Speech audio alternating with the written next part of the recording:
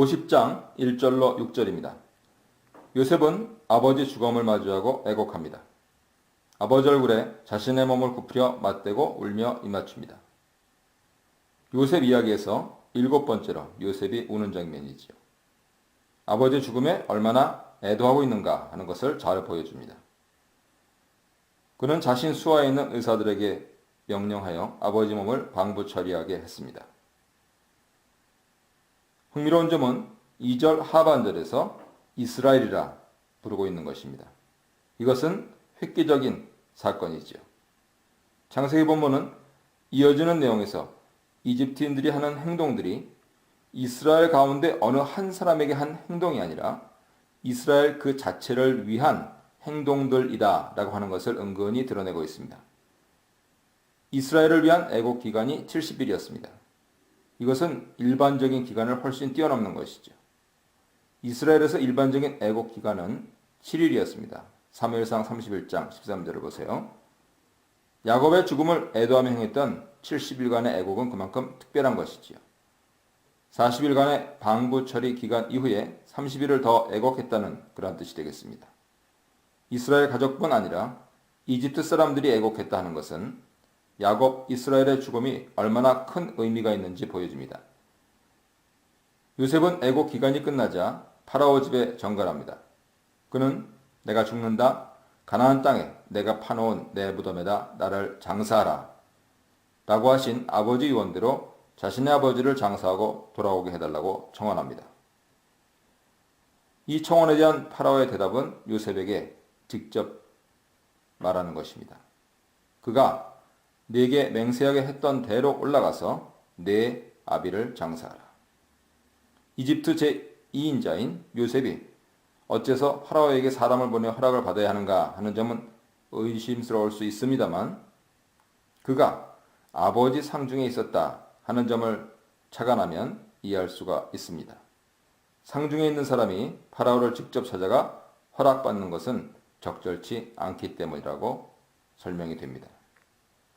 7절로 14절입니다. 요셉이 자기 아버지를 장사하러 가나안으로 올라갑니다. 파라오의 모든 신하들, 파라오 집의 장로들, 이집트 땅의 모든 장로들, 요셉의 온 집, 그의 형제들, 그의 아비의 집이 요셉과 함께 올라갔다고 보도합니다. 다만 그들은 자신들의 어린아이들과 가축들은 고센 땅에 남겨두었습니다. 병거들, 기병들이 언급되는데요. 이집트의 병거들과 기병들이 출애굽 14장에서와는 달리 이스라엘을 추격하지 않고 오히려 이스라엘을 보호합니다. 야곱 이스라엘 장래 행렬은 여러 가지 측면에서 출애굽 행렬을 떠올리게 하지요. 하지만 어린아이들과 가축을 남겨두고 떠난 점, 이집트 병거와 기병들이 이스라엘을 보호하는 이러한 태도는 뒤에 나오는 출애굽 행렬과 대조되는 차이점들입니다.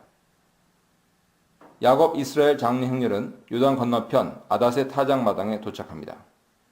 사람들은 매우 크고 무겁게 애곡했습니다. 요셉도 아버지를 위해 7일 동안 애곡했습니다. 가나안 거민들이 아닷 타작 마당에서의 애곡을 보고 이것은 이집트인들의 큰 애곡이다 라고 불렀습니다. 그래서 그곳을 아벨 미슈라임이라 불렀습니다. 여기서 특별히 주목할 만한 점은 장례 행렬의 경로입니다. 이집트에서 헤브론에 가려면 시내반도에서 팔레스틴으로 직접 들어가는 것이 효율적인데 이들은 사해 남부를 거쳐서 요단 동편으로 갔다가 다시 팔레스틴으로 들어옵니다. 분명 출애굽 경로의 원형입니다. 야곱 이스라엘은 마침내 마므레아 막벨라굴에 장사됩니다. 아들들은 그들의 아버지가 명령한 대로 행했습니다. 이것은 49장 32절로 연결해서 보시면 좋습니다. 아버지의 죽음과 장례에서만큼은 모든 아들들이 한마음이 되었습니다. 야곱 이스라엘의 아들들이 모두 아버지 명령을 준행했습니다만 이 모든 것이 요셉의 주도적인 행동으로서 묘사됩니다. 14절을 보십시오. 요셉이 이 모든 장례의식에서 책임있는 존재입니다. 요셉은 야곱 이스라엘의 장례를 위해 떠났던 사람들과 귀환합니다. 이로써 야곱 이야기는 끝을 맺습니다.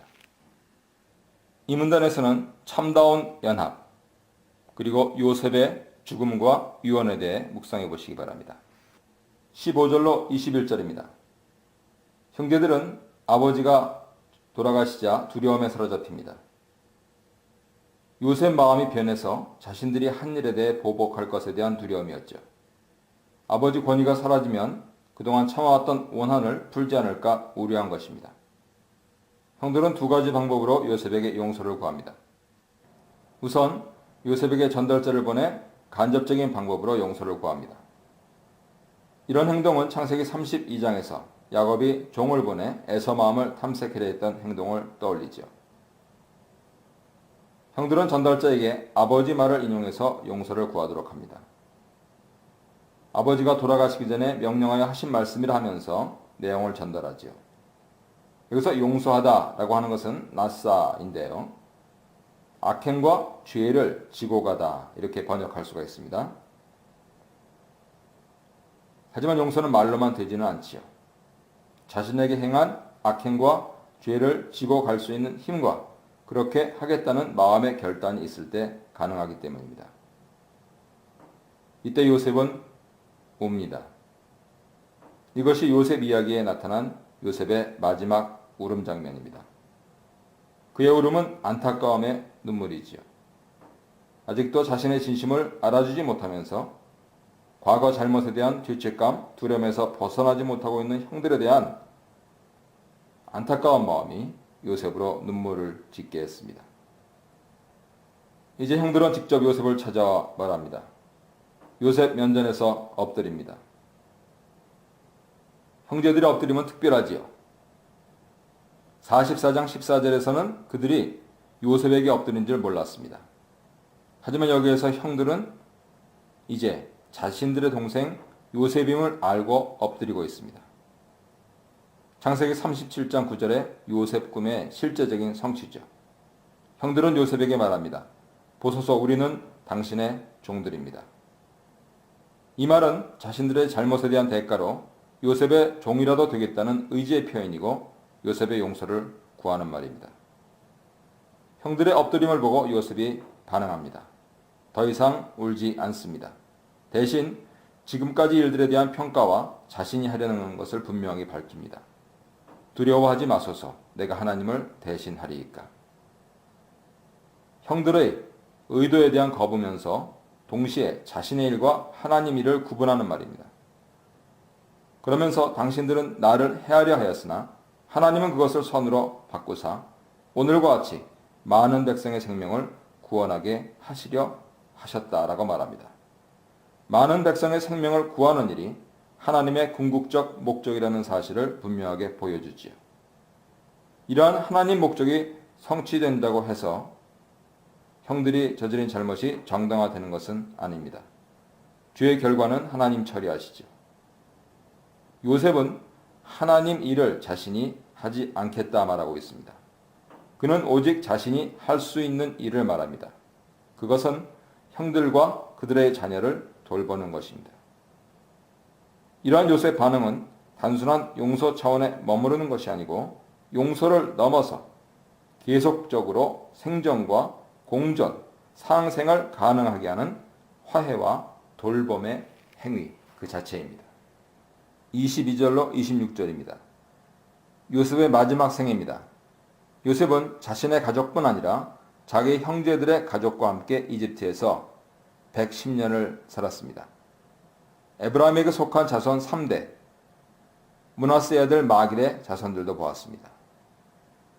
이러한 언급에서 요셉은 구약 성경의 다른 두 인물들과 비교됩니다. 먼저 여러 가지 점에서 여호수아와 공통점이 있죠. 두 인물은 모두 구약 성경에서 110세로 죽음을 맞이합니다. 두 인물은 또한 각각 세겜과 딥나세라, 에브라임 산지 가스산 북쪽에 있는 곳이죠. 거기에 장사됩니다. 두 사람 매장지 위치가 서로 멀지 않습니다. 그리고 여호수아는 에브라임 지파, 즉 요셉 가문 사람입니다. 이런 의미에서 여호수아는 요셉의 후계자라 할 수 있죠. 야곱의 후계자인 요셉처럼 요셉의 후계자이면서 동시에 모세의 후계자가 된 사람이 여호수아입니다. 두 번째로 요셉 죽음에 대한 묘사는 욥에 대한 묘사와도 비슷합니다. 요셉은 에브라임 자손 3대 므낫세 아들 마길 아들들도 보았는데 므낫세의 경우 요셉 자신을 포함하면 모두 4대가 됩니다. 욥도 아들, 손자 4대를 보았다고 말하죠. 그리고 요셉과 욥은 늙어 나이가 차서 죽었다 하는 이러한 언급을 받습니다. 죽음에 앞서 요셉은 그의 형제들에게 유언합니다. 자신의 유언을 통해 장차 하나님이 이스라엘 백성을 약속의 땅으로 인도하실 것이라는 사실을 확인합니다. 야곱이 요셉 자신에게 유언했던 말, 그것을 기억하게 하는 것이죠. 요셉은 야곱의 말을 그대로 반복합니다. 여기서 주목할 점은 아브라함과 이삭과 야곱, 세 족장 이름이 나란히 등장하고 있는 점입니다. 야곱이 너희 조상의 땅이라고 말했던 것을 요셉은 아브라함과 이삭과 야곱에게 맹세하신 땅이라고 말합니다. 세 족장 이름이 구약 성경에서 처음으로 나란히 등장하고 있는 부분이죠. 이후 세 족장은 동시에 빈번하게 언급됩니다. 이어 요셉은 이스라엘 자손들에게 맹세하게 합니다. 내용은 이스라엘의 아들들, 벤네 이스라엘이지만 벤네 이스라엘은 장차 큰 민족을 이루게 될 이스라엘 자손들을 가리키는 용어가 됩니다. 이러한 맹세를 통하여서 이스라엘 역사를 미리 내다보게 하지요.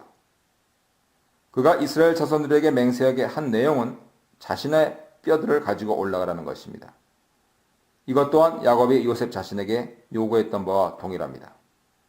요셉의 유언과 장례는 야곱 경호보다 출애굽 사건을 더욱 분명하게 암시하고 있습니다. 야곱 장례 행렬이 출애굽 행렬의 전형으로 묘사되는데 요셉의 유언은 요셉의 유고를 가나안 땅에 매장해야 한다는 점에서 출애굽뿐 아니라 가나안 정착까지 포괄하고 있습니다. 요셉이 110세가 되어 죽자 사람들은 그를 방부 처리하여 그의 시신을 입관했습니다. 여기서 관은 히브리 말로 아론입니다. 하나님 법궤를 가리킬 때 쓰인 말과 동일합니다. 그래서 랍비 전통에서는 출애굽 당시 이스라엘은 두 개의 관을 가지고 나갔다고 합니다. 하나는 산 자의 것이었고 다른 하나는 죽은 자의 것이었다는 것이죠. 하카다베이 자콥의 말입니다. 창세기 50장에서 야곱과 요셉의 장례는 이집트 관습을 따르지만 매장을 위한 여정이 추가되어 있습니다.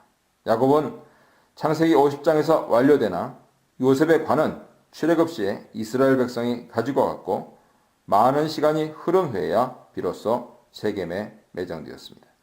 이로써 이스라엘에게 이집트는 잠시 머무를 땅이지 영원히 거주할 것이 아님을 분명하게 창세기는 보여줍니다. 이처럼 창세기는 신명기와 같이 기대로 끝납니다. 창세기는 약속의 땅을 바라보고 있고 출애굽을 지향합니다.